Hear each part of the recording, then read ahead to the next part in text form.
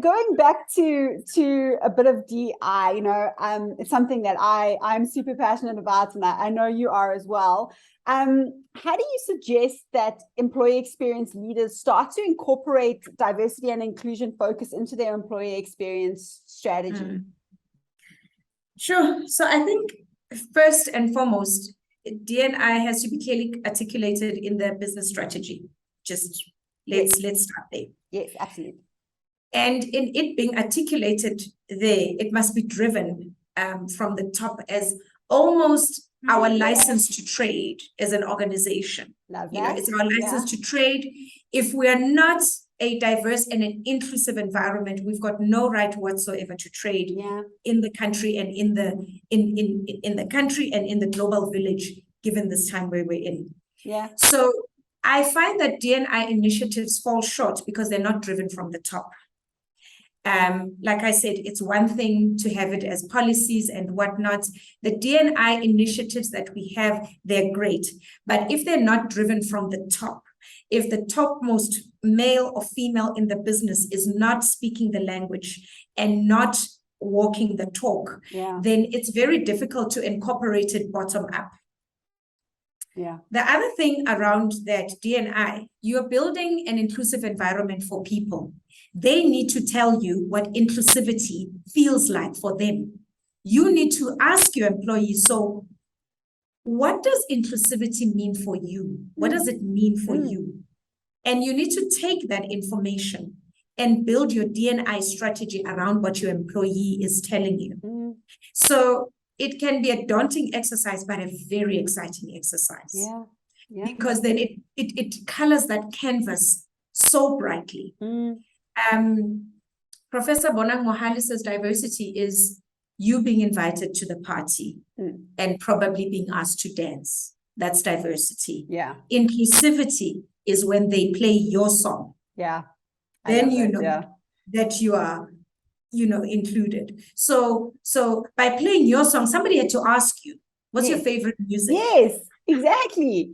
Somebody had to ask you. So, they probably invited you to the party because they felt sorry for you. And, no, maybe they're trying to, let's bring you in. Yeah. But when somebody says, so what music do you listen to? Then you are including me. Then you are taking into account because then you're listening to my voice. Yeah. I like this type of music. And then not only do you listen, you do something about it. You play the song. And you play my song. Oh my goodness. Yeah. Right? So the voice of the employee is very important in a D&I strategy. So from the top, then the employees must tell you what they want. We've got an initiative that we're doing at Momentum Metropolitan, and it started off with the need to tell our transformation story. What is our story? Because we found that we've had milestones. We've had the good, the bad, and the ugly, but we don't know what our story is. So we started a journey working with the transformation team, working with our storytellers to say, what is our transformation story? And we agreed we're going to tell the good, the bad, the ugly of a transformation story because that is our story and we're going to own our story.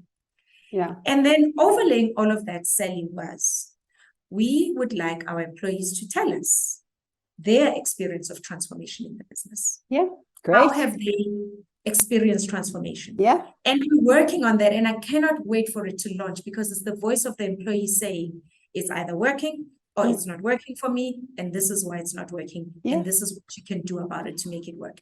And we are inviting our employees to say, so D&I, voice of the employee, they must tell you.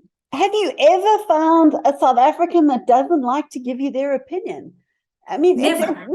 It's something that binds us all together. We all like to give an opinion and just ask. They'll tell you, Yes, just ask. Just ask. That's exactly it. We're busy with one of our clients. We're rolling out the big DI initiative to 42,000 of their employees. And hosting conversations all across the country. We've done about 700 at this point. And, the big thing that keeps coming out is just everybody is so happy and open to have a platform to speak and to share their stories. Everybody wants to, and everybody else wants to listen to it. Everyone is so interested in what is your unique lived experience? I really want to know, because I work with you, because Yes. generally speaking, most people aren't bad. They really don't know that they're being awful, and they want to do better. They just don't know how, Yes. So Yes. when we start sharing our stories in that way, everybody knows how to be a little bit better and a little more open to it, Magic happens when we start sharing our stories. Magic happens because Yeah. that whole unconscious bias conversation comes to the fore. Mm. When you know where I'm coming from and I know where you're coming from, then we can sit and think, oh, goodness, okay, I never really thought of it like that. Now I know your story. I understand you a bit better. And it binds us because now I know a little bit about you that I didn't know previously. That dispels whatever assumptions I had. So yeah, we need to listen. We need to provide the platform.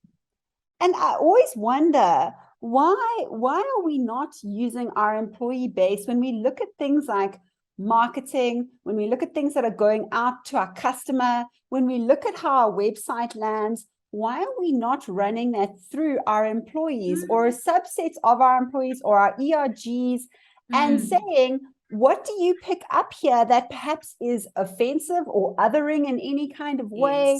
What is your opinion about this? Vote on what you like the most or what you think we should change, because that is the only way that we can pick up what might be losing us talent on our website or going to offend a potential, high impact customer, is by getting that diversity of thought and voice. 100%, 100%. And we've got a richness of diversity. If we look at any employee base, it's rich with diversity. And they should be reflecting our customer. Absolutely. Yes. Yeah, 1,000%.